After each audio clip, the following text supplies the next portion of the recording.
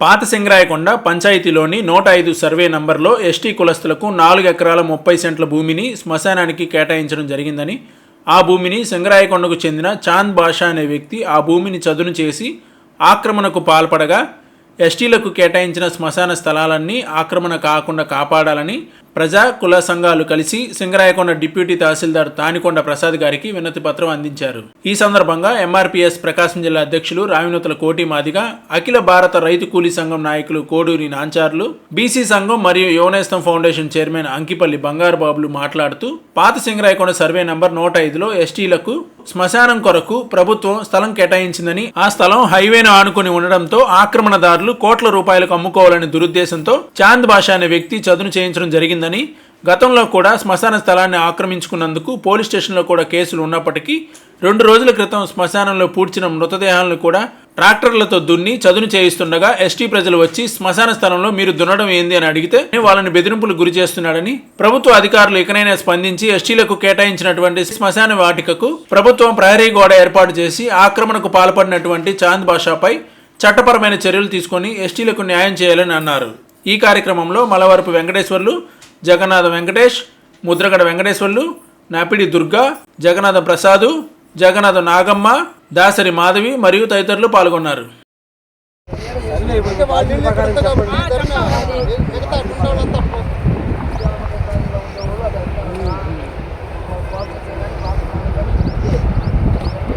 శ్మశాన స్థలాన్ని చర్యలు తీసుకోవాలి. శ్మశాన్ని ఆక్రమించిన వ్యక్తిపై చర్యలు తీసుకోవాలి. శ్మశానాన్ని ఆక్రమించిన వ్యక్తిపై చర్యలు తీసుకోవాలి. శ్మశానాన్ని ఆక్రమించిన వ్యక్తిపై 105 సర్వే నెంబరు గతంలో వందనం సార్ ఉన్నప్పుడు ఎస్టీలకి శ్మశానాన్ని కేటాయించాడు.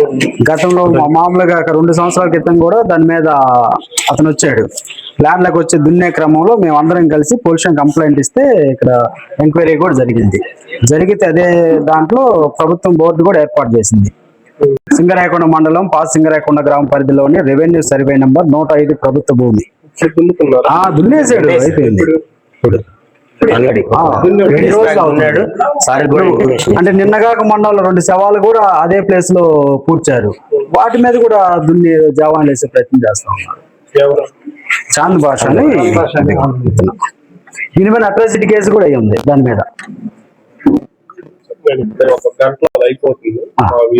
సార్ అందరూ అక్కడే ఉంటున్నాము.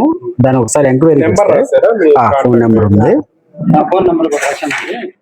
ప్రకాశం జిల్లా కొండేపి నియోజకవర్గం సింగరాయకొండ మండలంలోని బాలిరెడ్డి నగర్, ఉజ్జుల యలమందారెడ్డి నగర్, పోతల చెంచయ్య కాలనీకి సంబంధించినటువంటి శ్మశాన వాటికను చాంద్ బాషా అనే ఒక వ్యక్తి అక్రమంగా ల్యాండ్ గ్రాబింగ్ చేయాలనే ఒక ఉద్దేశంతో గత 4-5 ఏళ్ల నుండి పూడ్చి ఉన్న శవాలతో పాటు దున్నుతున్న సందర్భాన్ని ఈరోజు ప్రభుత్వం దృష్టికి తీసుకొస్తా ఉన్నాము.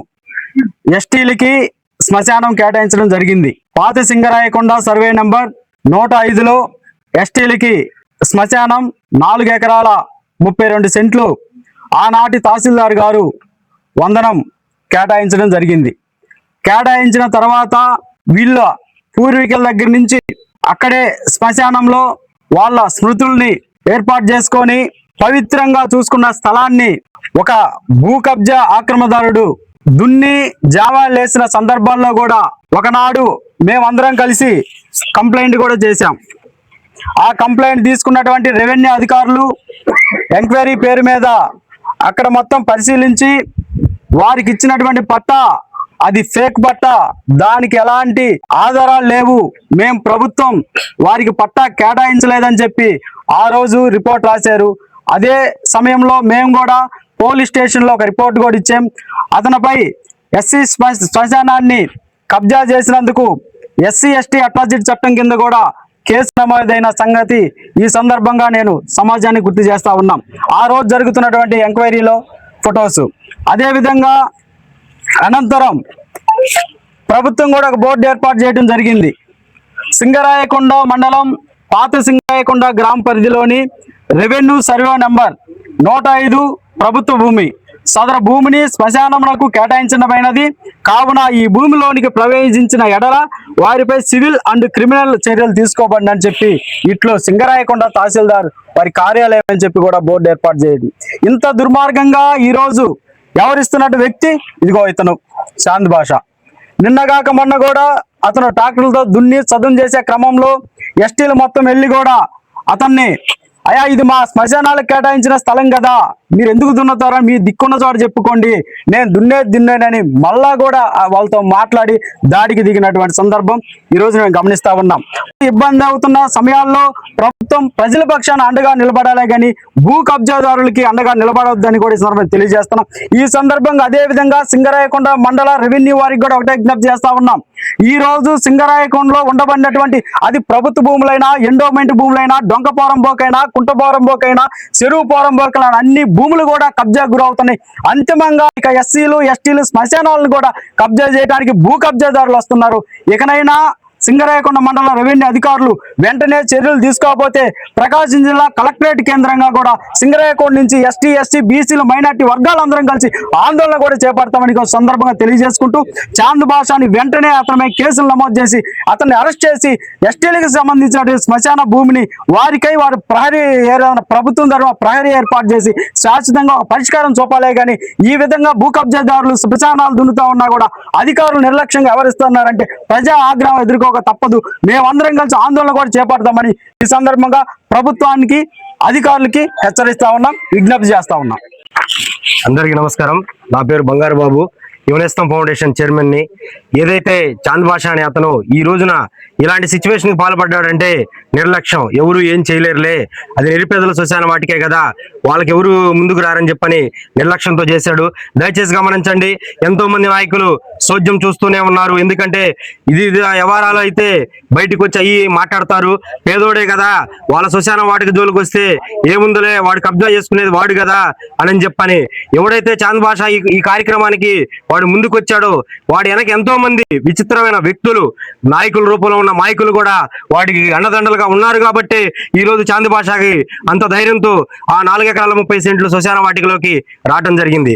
గతంతో మాతో గొడవ పడ్డాడు, కేసులు నడిచినాయి, కోర్టులకు కూడా తిరిగాము.